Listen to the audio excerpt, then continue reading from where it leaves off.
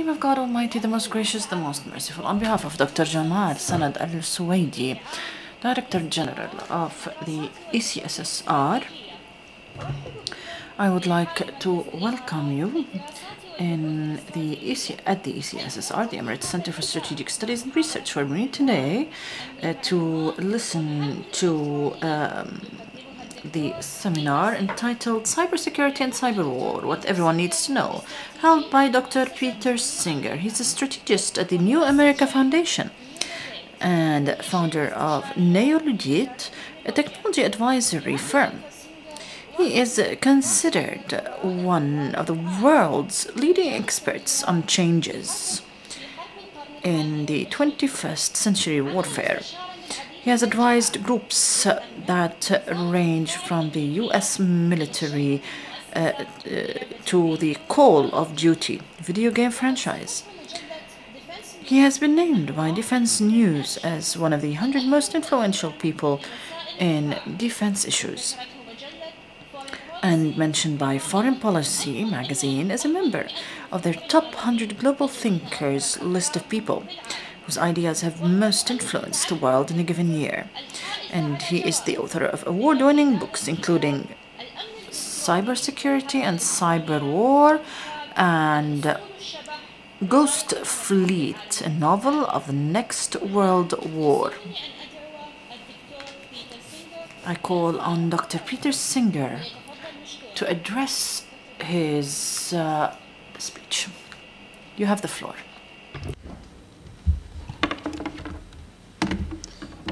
Thank you for the incredibly kind introduction, and also to the center for hosting me here. This is just a great honor to be back, and I always appreciate the wonderful hospitality that they show to me and the other guests.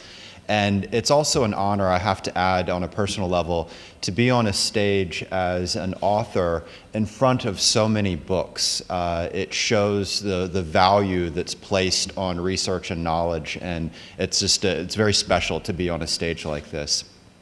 And yet this topic is about a new way of communicating knowledge. And for myself, this first experience with this realm of computers began when I was 8 years old. And my father took me to a science center in North Carolina where I grew up. And I took a class on how to program a computer, essentially to train the computer and to train myself on how to communicate in this new language of computers. We used this incredible machine to do something even more incredible.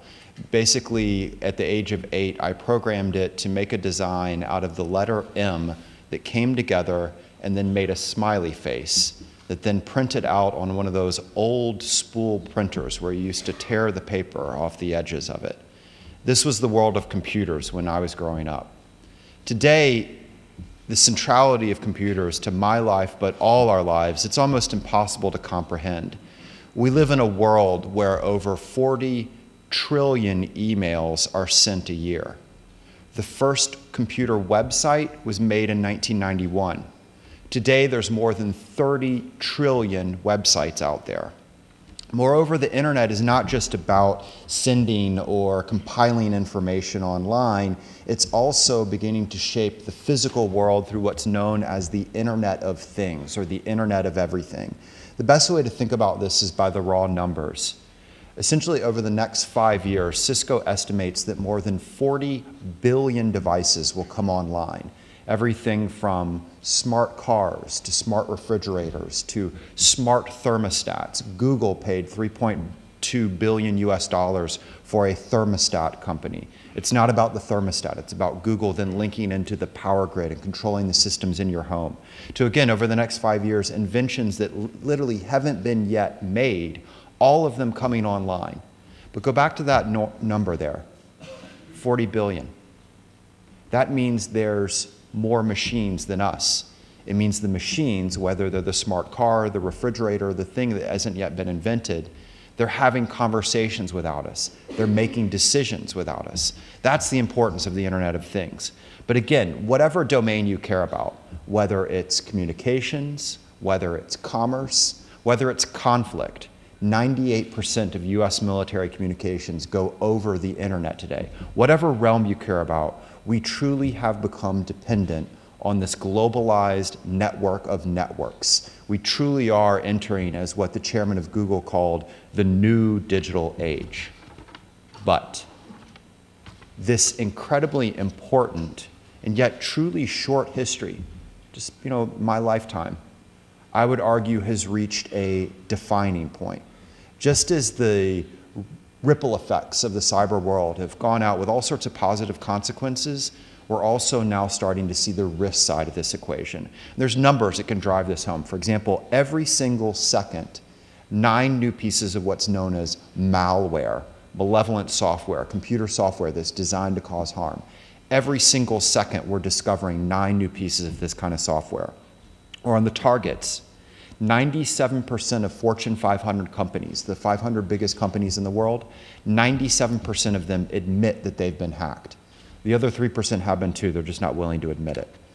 Same thing when it comes to small or medium-sized businesses. They did a survey in the United States of small and medium-sized businesses last year, and 70% of them had a cybersecurity incident in just the last year. To governmental concerns in the war sector, more than 100 governments ranging from the United States to China to the UAE to recently Ecuador have created some kind of cyber command, some kind of cybersecurity organization designed to fight and win wars in this space. To public attitudes and fears. They did a survey in the United States, and I think it's reflected in other nations, where they asked 3,000 American adults, what are you most afraid of? And they answered they were more afraid of cyber attack than they were of Iranian nuclear weapons, North Korean nuclear weapons, the rise of China, authoritarian Russia, climate change. Cyber attack scared them more. Now, these fears have coalesced into opportunity, into business. The cybersecurity business is one of the fastest growing businesses in the entire world. It's on pace to double in size over the next 5 years to reach $158 billion worth of revenue. I come from Washington, D.C., government capital, and we specialize in a different kind of business, government bureaucracy. And we're seeing the same kind of growth of government bureaucracy when it comes to cybersecurity on every single level, whether it's the local level. For example, Los Angeles city government recently created its own cybersecurity fusion center, all the way up to the federal government level. Again, in all sorts of different agencies, and we can measure it in lots of different ways. One illustration of this would be that the US military budget in 2012 used the word cyber 12 times. This year's Pentagon budget used the word cyber 147 times. That's the kind of growth that we're seeing in the spending in this.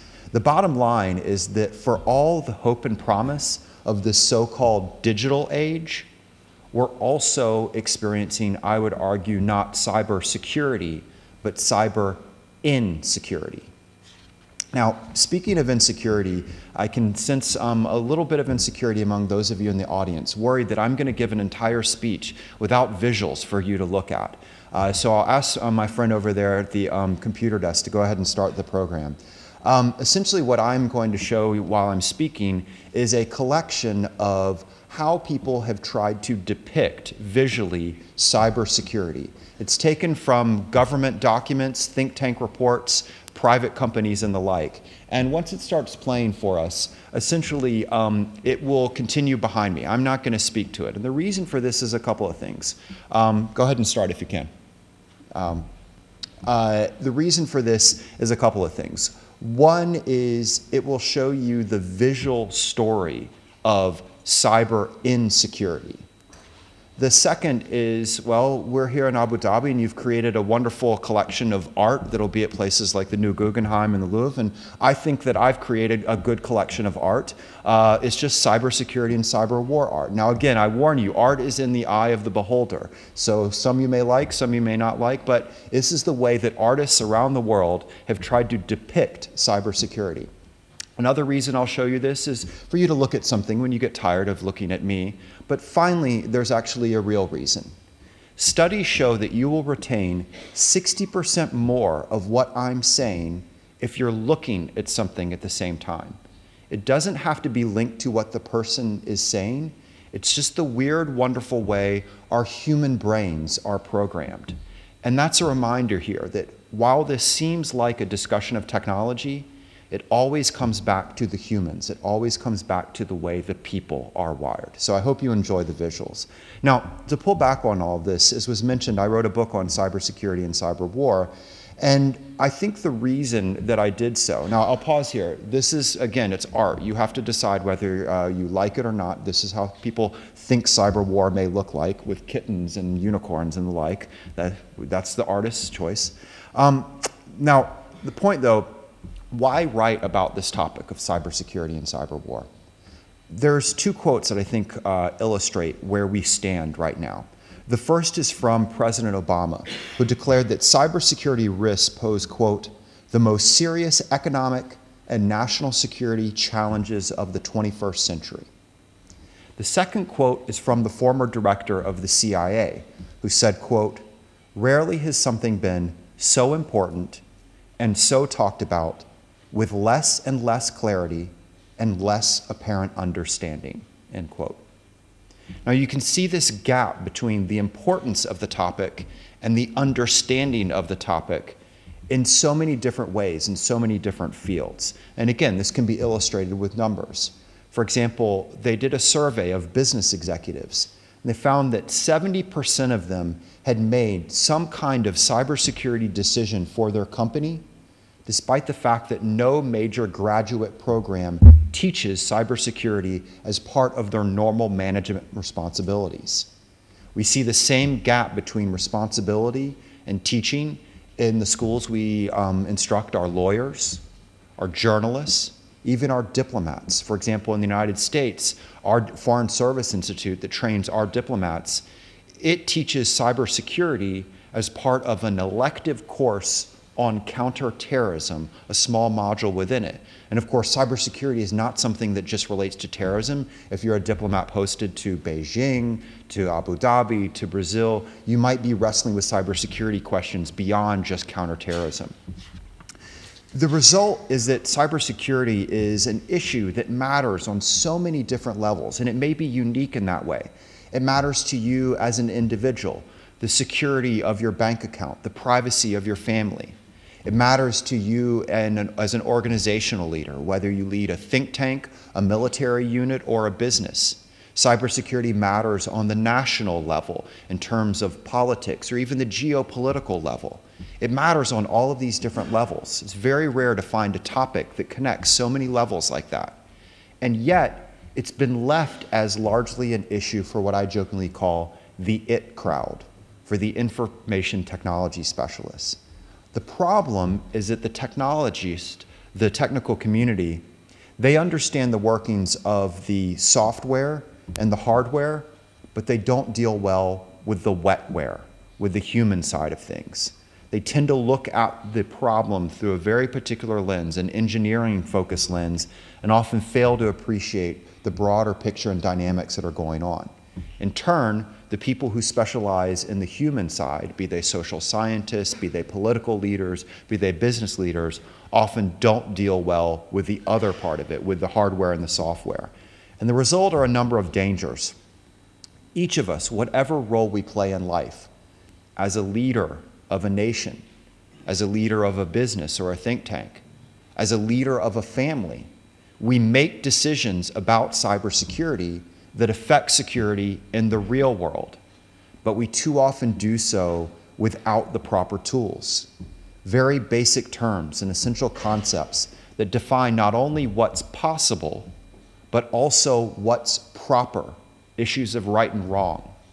They're missed, or even worse, they're distorted.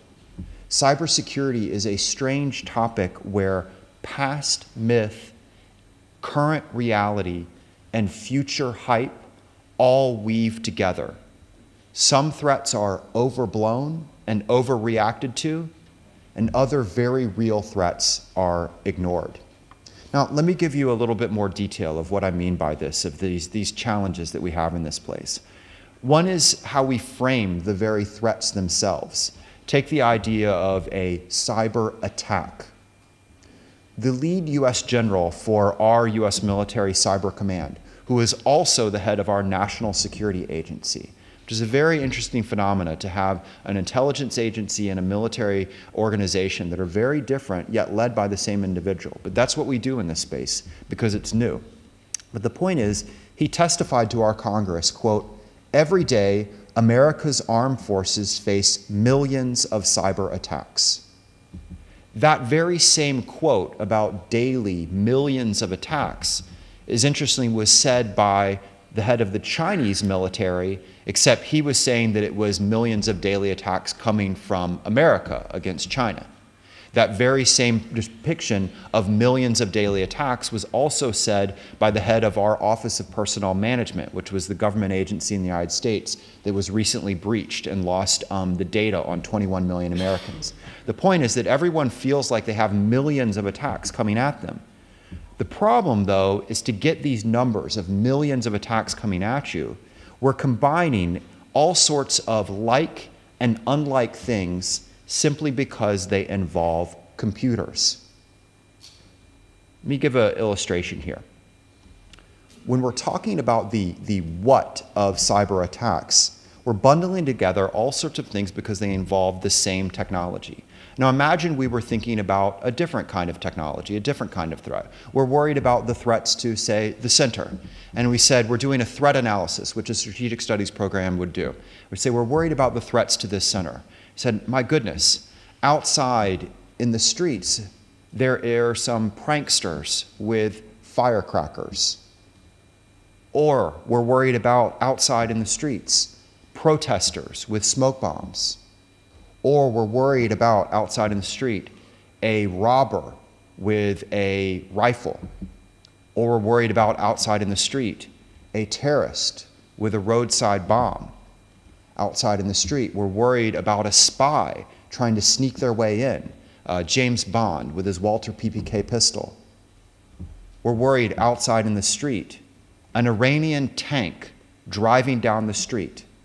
Now, we would, of course, if we were thinking about the threats, we would say these are very different things, very different actors with very different goals. But if we gave each of these actors a computer instead of using gunpowder in some way, we would lump them all together. That's what we do when we discuss cyber attacks. We lump very different actors with very different goals together simply because they're all using computers. That's how we generate these numbers. Or take the who, not the what of the attacks. I had a senior US military official argue with me that Al-Qaeda and Anonymous should be considered in the same category of threat. They differ in everything from their organizational structure, their membership, their goals, the tactics they use to carry out those goals. The only thing they share is that they are both non-state actors with an internet presence that begin with the letter A. That's not a good way to categorize things together. Or take the why of cyber attacks. They did a study and found of advanced persistent threat campaigns. These are the long-term cyber threat campaigns. Roughly 60% of them were cybercrime of some sort, attackers in search of financial gain. Roughly 25% of them were attackers in search of intellectual property, stealing secrets. Less than 1% of them were hacktivists, basically people carrying out political protests online. And yet, when the head of Homeland Security was describing cyber threats, they described the hacktivists, that less than 1%, as the, quote, exhibit A, the manifestation of the problem. The point that I'm getting at here is that we're seeing gaps in understanding of the various aspects of this threat, which means that we're not only seeing growing tension, but we're being taken advantage of. We're being taken advantage of at the individual level. So, for example, recently I received an email from my mother where she said she was in Thailand and I should send her my bank account information. I didn't know my mother was in Thailand, but I thought that was a very good idea to send bank account information to her. Now, of course, we think, how could that never happen? Well, it's hit everything from 4-star generals to leaders at the G20 conference were recently spearphished by similar personal outreach, spearphishing campaigns. We're being taken advantage of at the organizational level, where we're alternatively not doing enough to protect ourselves. So for example, I mentioned that incident of our Office of Personnel Management in the US. It's basically the holder of computer records for government employees, including their classified information. It hired from China an IT subcontractor, which of course was the same state that attacked and took the information. So it was basically hiring people to defend it from the same organization that were coming after it. Or we alternatively are taken in by what I call cyber tricksters, cyber hucksters. Basically companies or people who promise us 100% cybersecurity if we just buy their product. Or frankly, I think we're being taken advantage of at the national and geopolitical level. I think this is behind a lot of the tensions around the global surveillance debate that was kicked off by Edward Snowden. This can even happen to a president. Reportedly, President Obama expressed his, quote, frustration that the complexity of the technology was overwhelming policymakers. Now, our inability to just have a good discussion about cybersecurity in terms of everything from the what to the who to the why is forcing us to have not just challenged conversations, but also a distortion of the threats and a misapplication of the resources in response to those threats. Again, I'd like to illustrate this with a number, 31,300. 31,300 is the number of magazine, newspaper, and academic journal articles that have focused on the phenomena of cyber terrorism. 0. That is the number of people who have been hurt or killed by an actual incident of cyber terrorism. For example, to give you a comparison, 0 people have been killed by cyber terrorism. In America, 24 people last year were killed by cows. So if we're doing a threat analysis between hackers and cows have been more deadly. Now let me be clear. I'm not saying that terrorists don't use the internet. Terrorists most definitely use the internet. And they've used it in particular. We've seen the rise of ISIL, ISIS, Daesh, whatever we want to call it. It's an organization that has thrived because of the internet. But they use it in ways that don't apply to this fear that we drive. I'm also not saying that there isn't a risk of cyber terrorism. Now let me be clear when I talk about the fear. There's a difference between using it as a means of communication and the actual act of terrorism.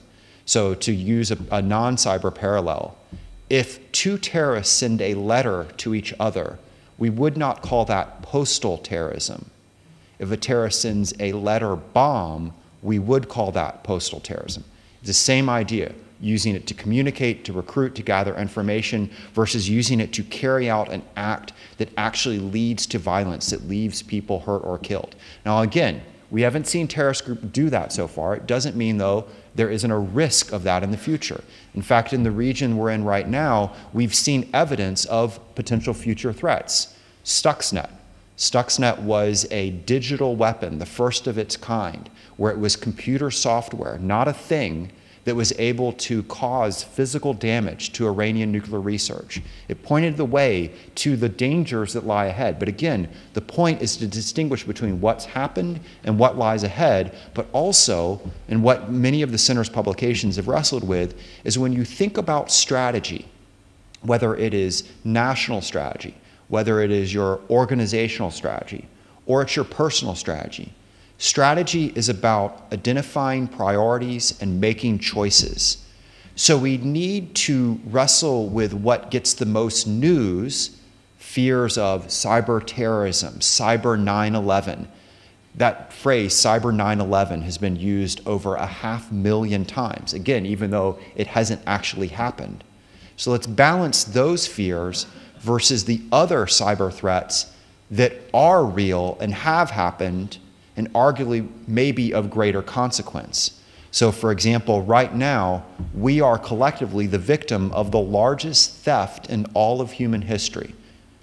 What am I talking about? I'm talking about the massive campaign of intellectual property theft, where you've seen secrets from businesses that range from oil companies and energy companies to defense companies to media companies to universities to think tanks, all targeted stealing their information, stealing their secrets, much of it emanating back to countries like China.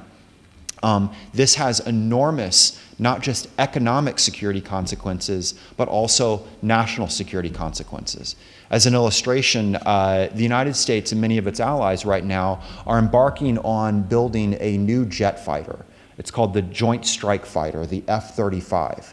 It's the most advanced, most expensive weapon system in all of human history.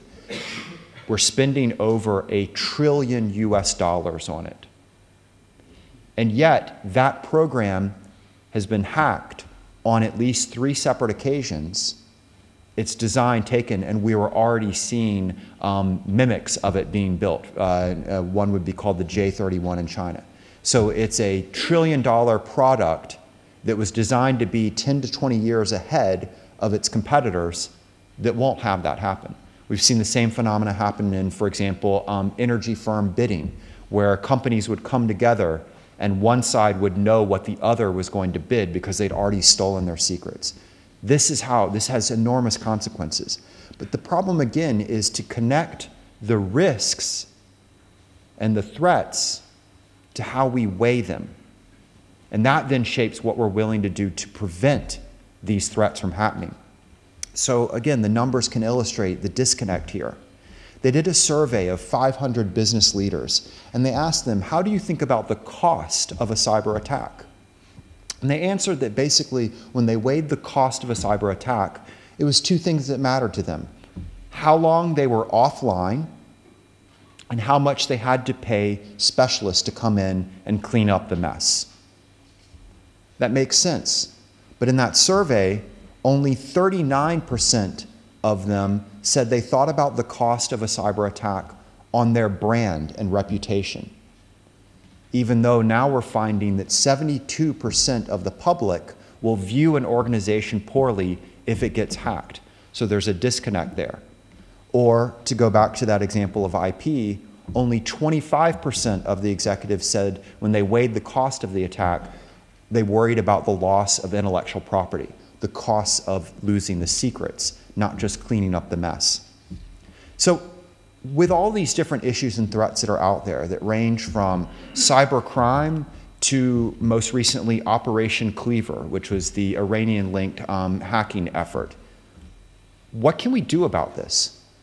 The last third of the book goes into the what can we do, and it plays out on every level, from, again, the individual level all the way up to the national security level. But I think there's 7 themes, 7 virtues that we can take in terms of dealing with cybersecurity and changing it from insecurity to security. The first theme is knowledge matters. It's absolutely vital that we demystify the cybersecurity realm if we ever want to get anything done in it.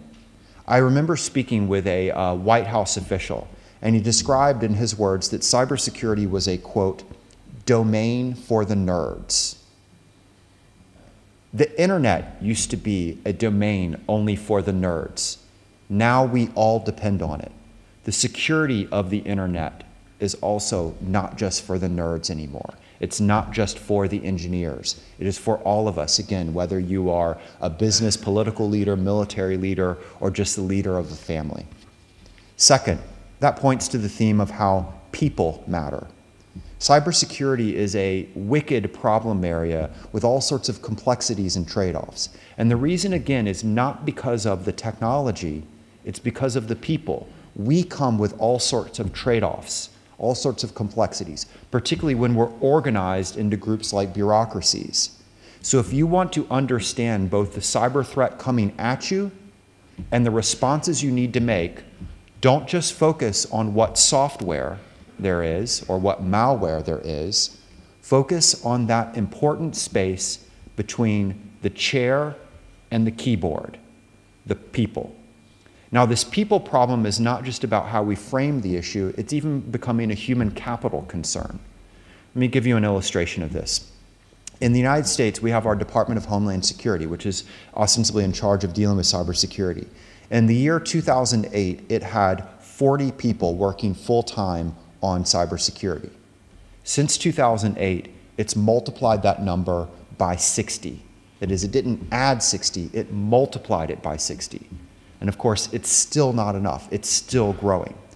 Take that growth that happened at that one government agency, Homeland Security, and repeat it in every single government agency, whether it is the military or the health services, and at every single level of government, at the federal level of government to the city level of government. Take that and repeat it at every corporation, whether it's an energy corporation or a technology corporation or a furniture company. And you quickly see you have an issue, a massive growth in the demand for cybersecurity talent, and the supply is not keeping up. In fact, there's a gap by most estimates that's roughly 2 million people. Not enough. Now, this issue, again, is not just about raw quantity, it's also about quality. They asked government hiring managers of the people that you actually hired in cybersecurity, how pleased were you with the quality of them? Only 40% were pleased. So they were only 40% pleased with the people they actually hired.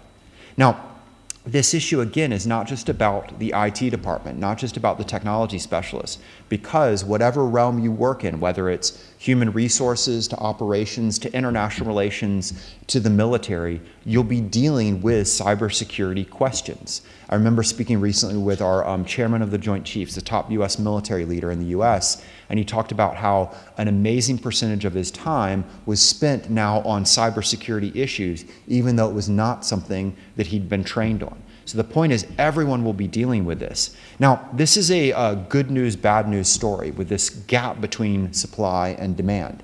It's a good time to be someone who has the skills in this space because people will compete over you. It's a bad time to be competing over this limited pool.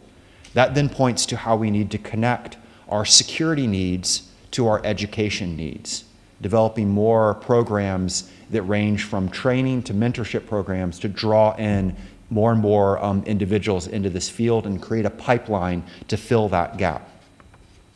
This leads to the third issue, the third virtue. This gap between supply and demand, it's leading to lots of money for the people who work in it.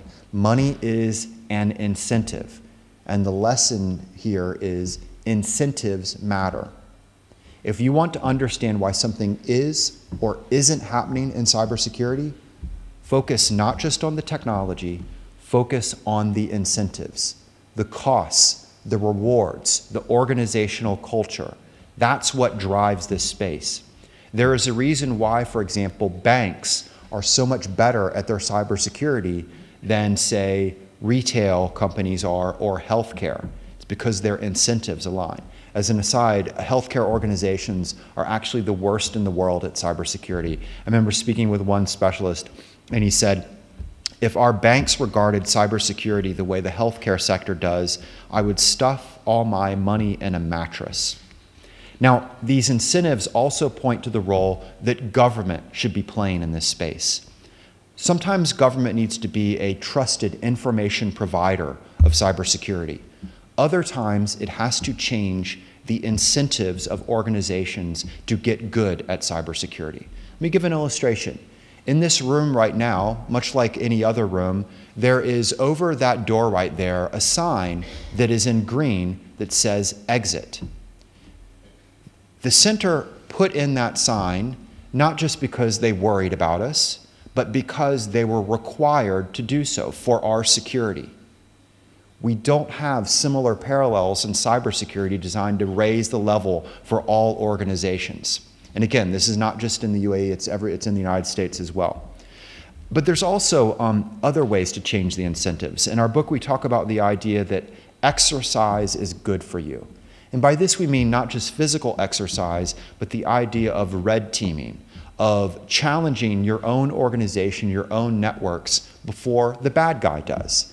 And the goal is not just to find your software weaknesses, it's to have the organization figuring out its responses to cyber threats before they happen. And again, not just for the IT department, but for all the other departments. And why does this matter? Well, let me give you an illustration. One of the largest companies in the world is Target, the department store that's based out of the United States. It was hacked.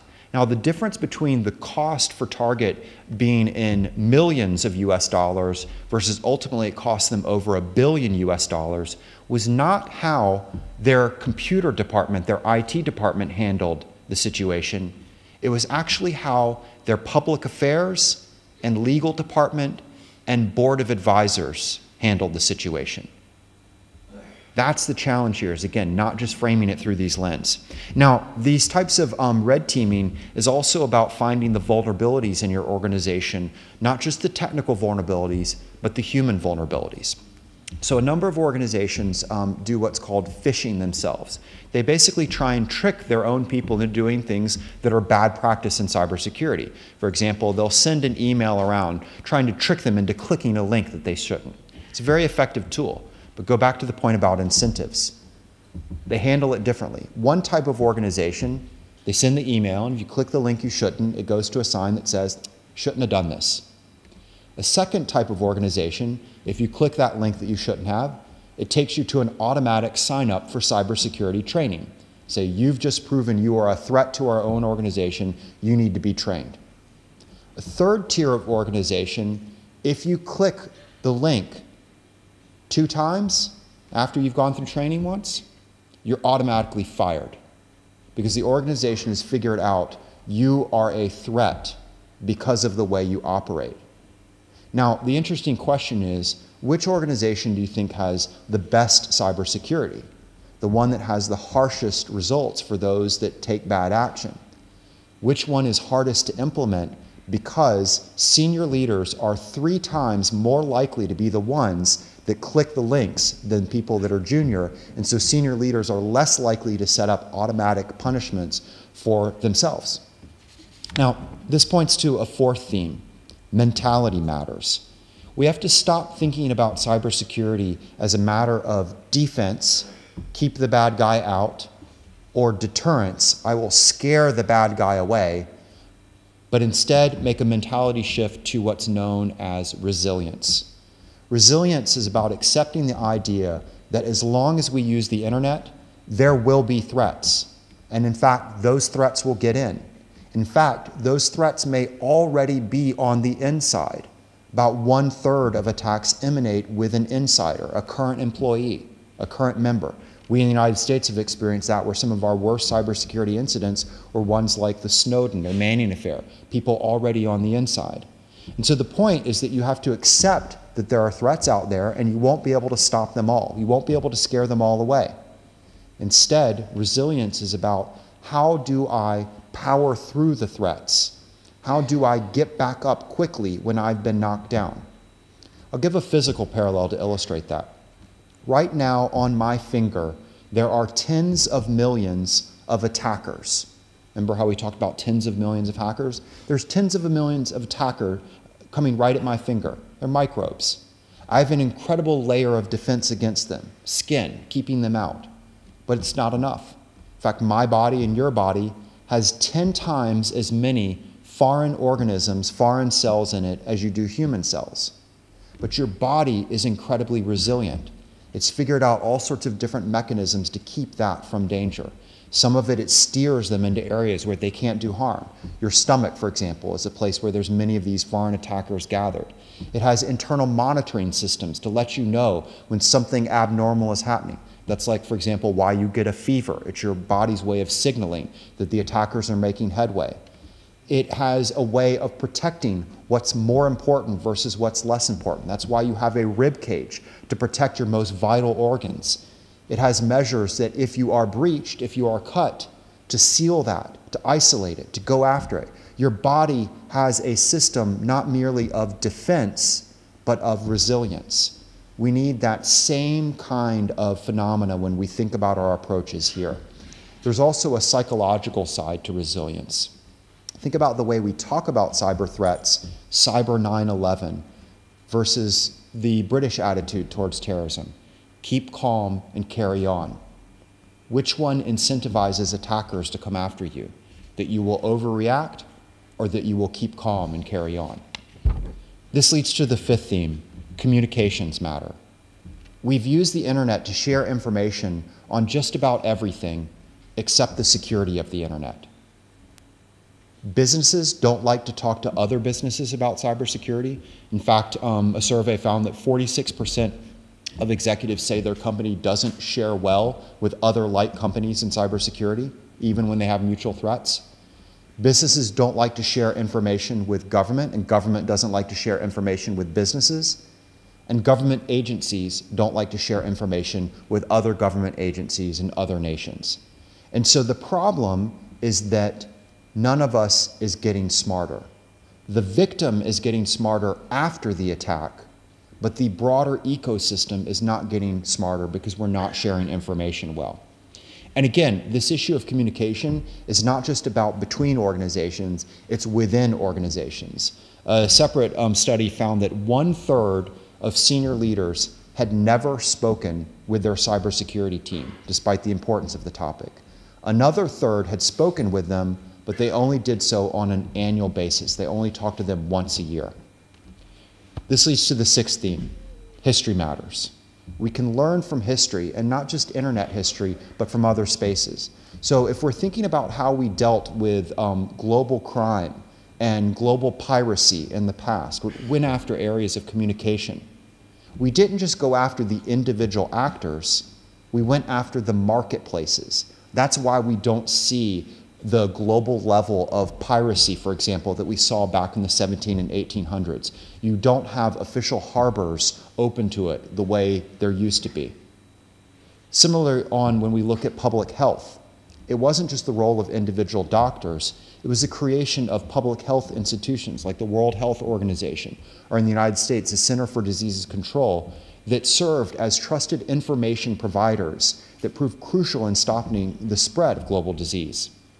We need similar approaches in cybersecurity today. And that leads to the seventh and final theme.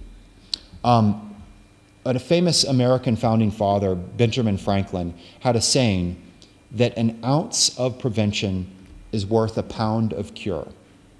The idea that it is far more effective to spend on preventing the disease than treating the disease afterwards. He wrote this in the 1700s, and when the Centers for Disease Control did a study 200 years later, they found that he was right. It's far better to go after disease that way. He's also right for cybersecurity. This is a space that seems very complex, and the consequences are very high, and yet very simple preventative measures would go an incredibly long way. In fact, one study found that the simple control measures, what's known as cyber hygiene, would stop 94% of all cyber attacks. 94%. To use an American example, the most important foreign government penetration of classified US military networks, that is not from an insider, but a foreign government trying to sneak its way in, happened when a foreign government did what's known, their spy agency did what's known as a candy drop. They dropped a shiny object in the dirt of a parking lot. And just like a child unable to keep themselves from grabbing a piece of candy, in this case, a US military soldier saw the shiny object in the dirt, was curious, what is this shiny object? Picked it up. It was a memory stick. Curiosity again. I wonder what's on this memory stick. Walked it inside to their military base and plugged it into their classified computer. That's how US classified networks got hacked. The point, again, is that very simple measures would go an incredibly long way. Another great illustration of this would be passwords. What is the most popular password in the world? I heard 1, 2, 3, 4, 5. We can do better than that. The second most popular password is password.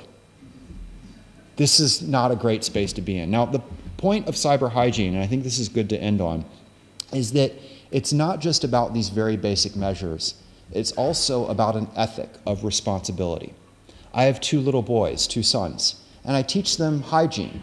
Things like, wash your hands, cover your mouth when you cough.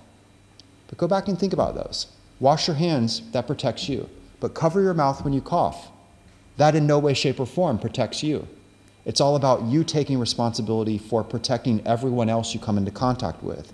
We need that same sense of shared responsibility when it comes to cybersecurity. That's the only way that we will shift from viewing this as a realm of insecurity to actual cybersecurity. And so in closing, I want to again thank the Center for allowing me to come speak to you about this incredibly important topic that connects so many different levels, from strategic studies to your own personal finance, and also something that is, by its very definition, 21st century in its nature. So again, thank you very much for your kind hospitality.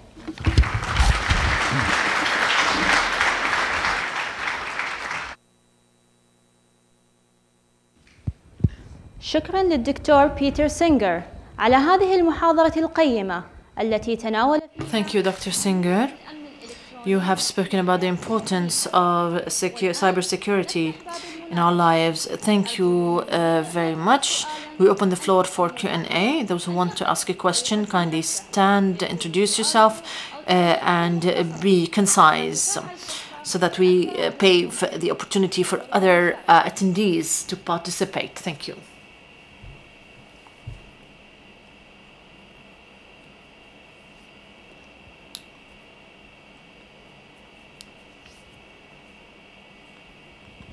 Yes, my name is Sam Kwok, working for Emirates Nuclear Energy Corporation.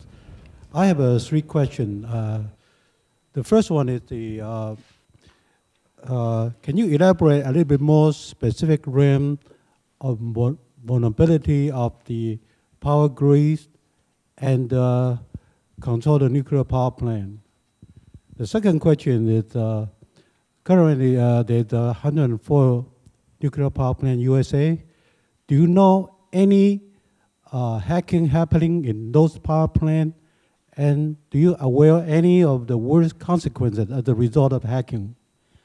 And the third question is, do you know any kind of specific preventive measure that can be implemented in a nuclear power plant operation?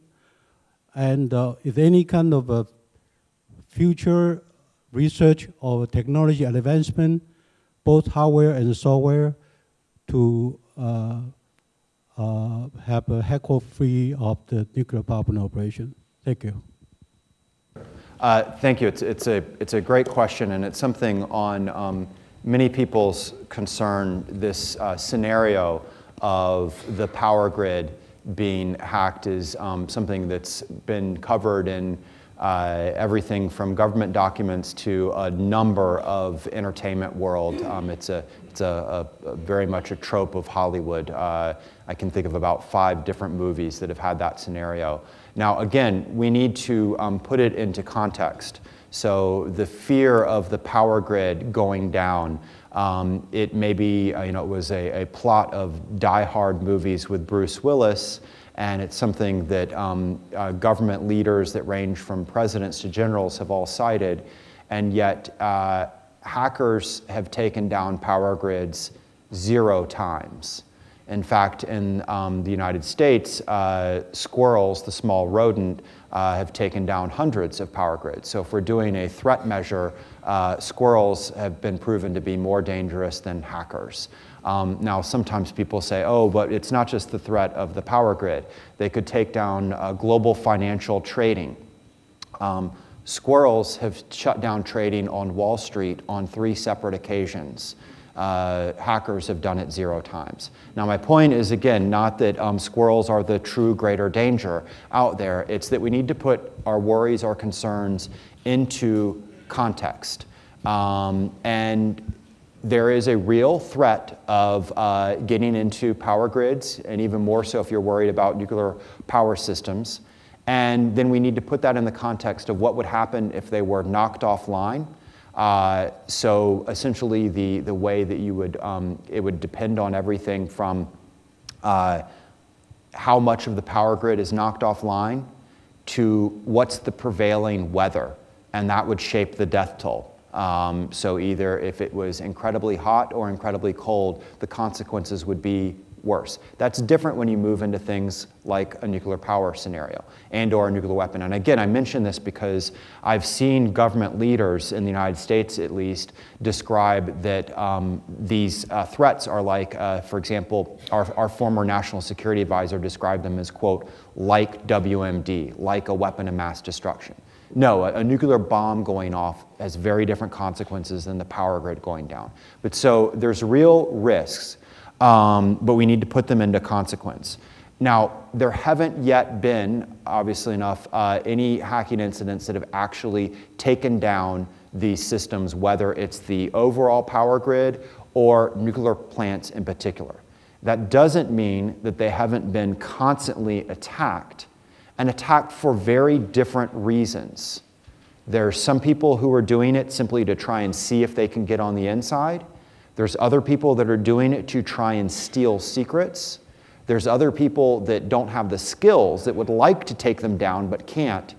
And then there's a final measure, which is nations doing what we would call preparing the battlefield. So for example, in 2013, Chinese hackers were discovered inside a number of American energy companies, not stealing secrets of how they might negotiate, but actually trying to understand the way the industrial control systems operate. It was basically a what if there was a US-China war, that they would have a capability to operate. No, by the way, the United States engages in similar kind of activities. So the point is, there's some actors out there who have capability. There's other actors who have capability but are deterred until there's an actual different level. So there's a difference between what a China or what the NSA could do versus what the Cyber Caliphate is a group that's been linked to ISIL, ISIS, Daesh. They don't have the same skill set. What can we do to prevent this? There's a whole series of things we need to do. One is obviously they need to remain sensitive to these threats. A big problem in the space of particularly energy companies is they depend a great deal on a particular class of technology called industrial control systems. And industrial control systems have been shown to be quite vulnerable if they're not constantly updated to certain new weapons that are out there. One, for example, being Stuxnet, or that class of weapon. And when I say industrial control systems, there's a software called SCADA that's used in everything from nuclear power plants to traffic lights to the engine rooms of ships. And so you can see the consequences if someone's able to go after that. So one is to be constantly vigilant, constantly sharing information. Some companies share well, others don't. That's the role of government, to ensure that they're sharing well on threats and with their peers in other nations, so that if one nation's hit by a certain class of threat, everyone else is finding out about it. And then finally is to question how much of your system are you linking online out of need versus convenience. This is particularly a problem for energy companies, where there is a lot of systems now that are linked online simply to make it easier for people to operate them, but it may be creating greater consequences, greater dangers. We could go into more detail, but that appears to be, for example, what happened to Saudi Aramco, where there was a lot of things that it did that made great sense, but also things that happened so that were seen as efficiency and convenience that actually created consequences for them. سؤال آخر؟ تفضل.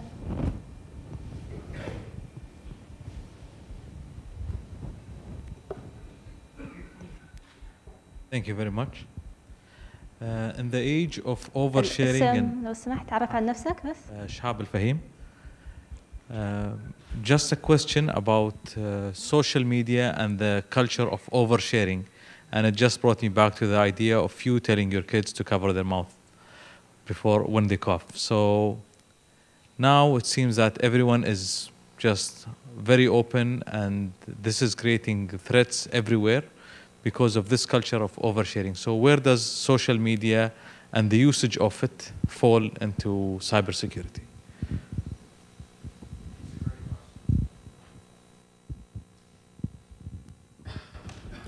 It's a very interesting question, and it links to so many different topics on everything from how businesses operate to, again, how we've seen this new class of terror groups take off in large part because of social media. And in turn, it's given them, there's fears that they're using social media to gather information on who they might threaten. As an example, there was a list put out of 1,000 American soldiers and their email addresses and the like, and it seemed to have been gathered via social media. And so there's concern, could they go after their families? The challenge is, one, we need to distinguish between the use of social media and true hacking with consequence. So yes, ISIL, Daesh has been highly effective in its use of social media and recruiting and sharing information. It even went after the US military's Twitter feed and took it over for a couple hours. But that's very different than some of the high consequence, high risk things that we've seen. They're not in a class with what, for example, groups linked to Iran have been able to carry out, to what the National Security Agency have been able to carry out in terms of their hacking, in terms of getting inside closed networks, government networks, doing things of consequence. So we need to put that measure of being good in one area of social media and communicating doesn't necessarily mean you're good at the cybersecurity side of things. Second, as you put it, there is a culture, we would call it oversharing, younger generation would call it normal. It's just the way they operate right now. And I don't know if there's any way to go back on it other than to constantly remind them that these things have consequences and that what you put online, it is like, it's different than writing in pencil. It's writing in ink for the entire world to see forever.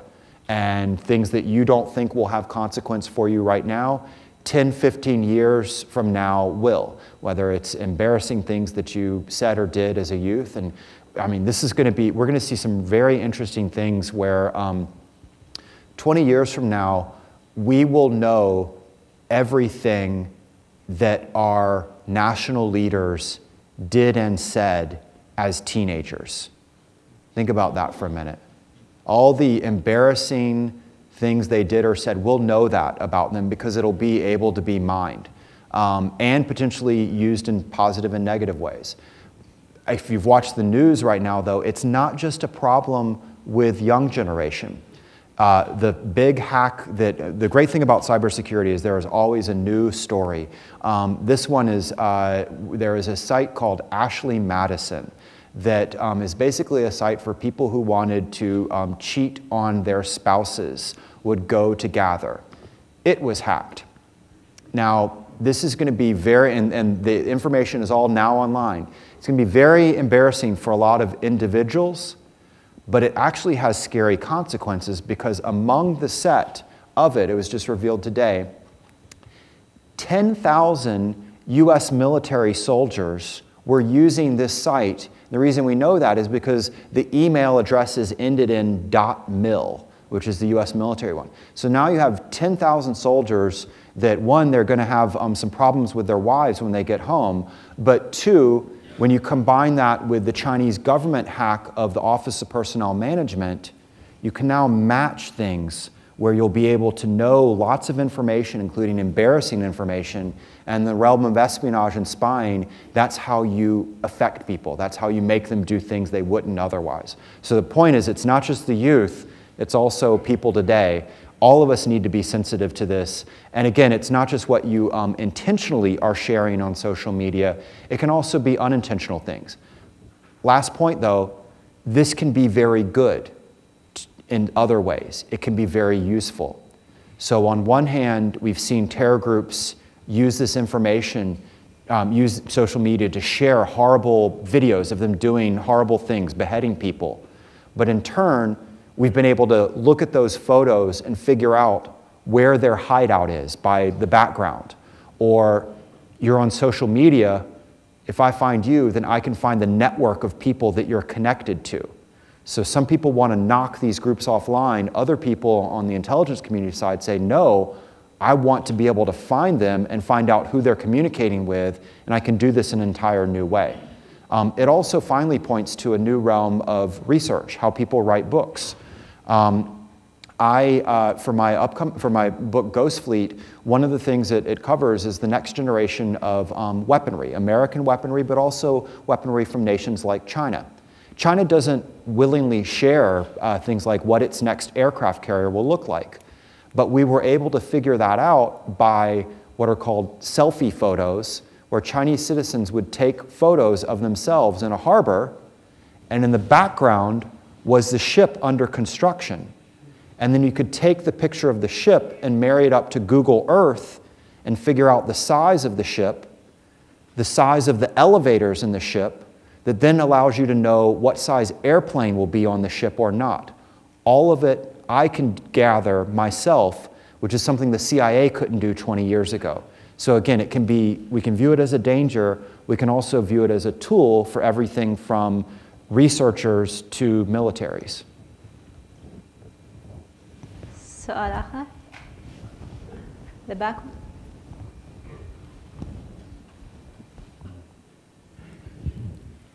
شكرا لمركز الإمارات. Thank you for the ECSSR for this opportunity. UAE National Defense College.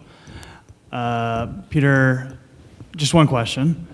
That is, does the release of US government files by Edward Snowden, in the long run, will that lead to improved cybersecurity or worse cybersecurity?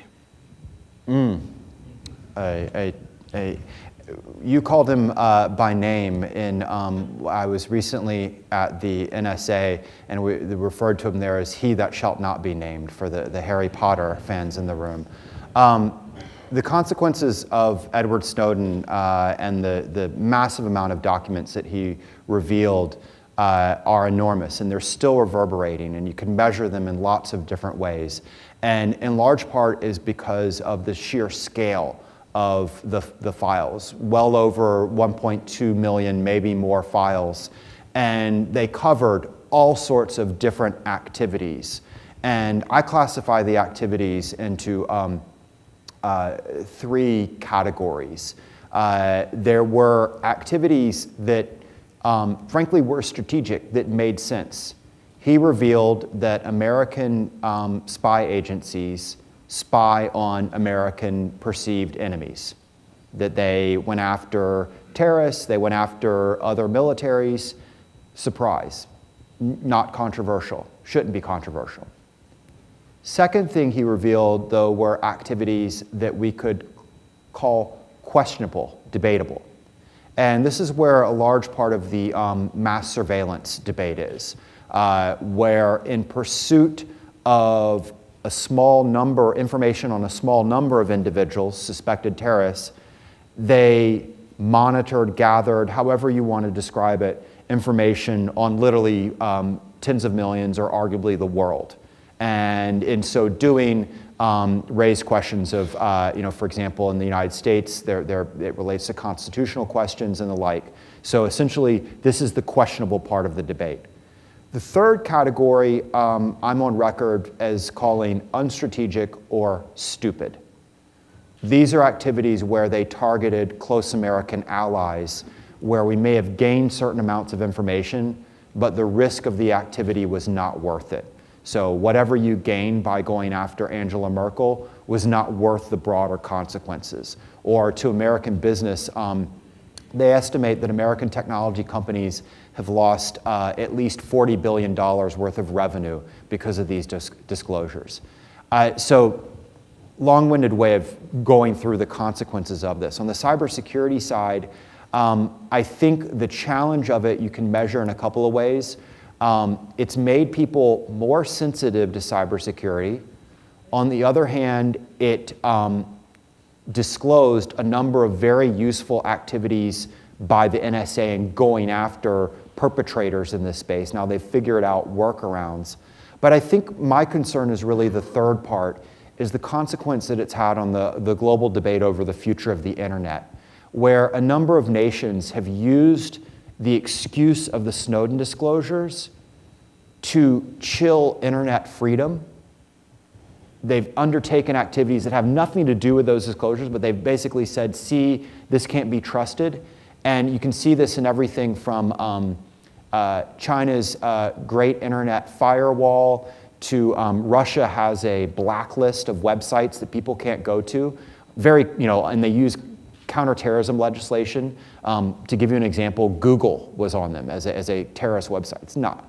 The point is that we've seen people use the excuse of the Snowden affair to pursue their own agendas, and I worry that it will leave the internet itself less open, less shared, which makes it actually not just less useful, but also less secure, because it's that openness that allows it to be kind of a living, breathing, constantly updating system.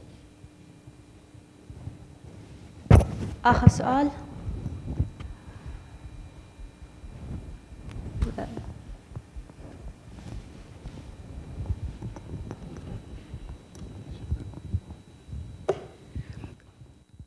My name is, I'm Dr. Ali Lamoudi. I'm a senior environmental engineer. And I would like to thank you for the brilliant lecture, Dr. Singer. I have two concerns. As you know, that UAE has, a very good strategy in the sense of, technology and cyber control. And that's the networking, which is nowadays is attacking everywhere. So there is a good concern from our government here in UAE. Under the same pattern or the same concern, my first question is, what can we do, we as individuals, compared to the national strategy? What strategy you advise us? You advise the individual can control. Sometimes in your WhatsApp, for example, you find someone who sends you a message and says, don't open a link that comes to you and can, attack all your personal identities, your personal belongings and everything. This is one thing.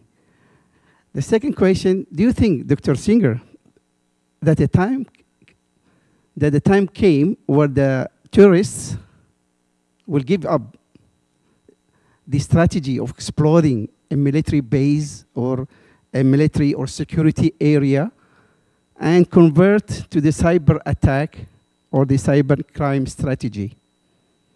Thank you.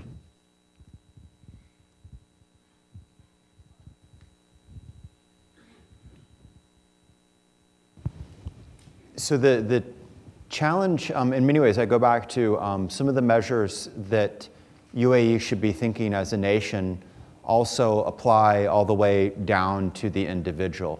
And overall, it's the concept of resilience. It's essentially trying to make the job of the inevitable attacker as hard as it is possible, but also acknowledging that there will inevitably be attacks, and inevitably some of them might even succeed. And that's a very different approach, both for us as individuals and as nations, because particularly this is a space that links back to the military side, so we think in terms of offense and defense. Offense, I will be so good at hitting you that you will be scared, you will be deterred from attacking me, or defense, I will be so good that I will keep you out. These are very classic approaches of both the military, but also when we think about our homes. I'll lock my doors, I'll build high walls. Resilience is instead accepting that. And again, I can talk about the national side, but on the personal side, it's sometimes there's measures that we can do to put into place to make the job of attackers hard. So I'll just focus on one little area. I made the joke about passwords. It's a very real problem. It's both in terms of the complexity of passwords, and sometimes people say, well, how can I remember really complex passwords? That's why I use password, or that's why, to go back to the question about socialing, don't use as a password things that are easy to find out about you on social networks. So don't use your first child's name, because I can go on Facebook and find that out quite easily. Don't make the job of the attacker easy. So what can we do instead? How do we build a complex algorithm? Well, that most importantly, we as humans can remember. One simple measure that was taught to me by a cryptologist, is think of your favorite saying, your favorite song, whatever it is, and then take the first or the last letter from every word in that. So, happy birthday to you, HB2Y. Now everyone don't go use that one. But the point is, you just created something far more complex, but easy for you to remember than password or your child's name. Another key challenge, though, don't use the same password across different areas, because different organizations that you share information with have different levels of security. So your bank will most likely have very good security versus, say, I love sports, and so I play what are called fantasy sports, where I track my sports teams and I have a password. Well, the sports network is not protecting my information the same way my bank is. But if I'm lazy, I'm using the same password on both, and hackers are smart. They go after the lesser defended place, knowing that you're likely to use it in other places. So this is an example of kind of the password side. But a different example with resilience is the concept of, if you can't bear to lose something, prepare to lose it. Backups and the like. And that applies to whether you're thinking about your important documents, your personal identifiers, to them in the real world. Why not backups for them in the other world? Again, these are very simple measures. None of them, though, will solve all the problems, but it's just about making yourself a more resilient target so that the consequences of it are not as high when the attack inevitably happens. في نهاية هذه المحاضرة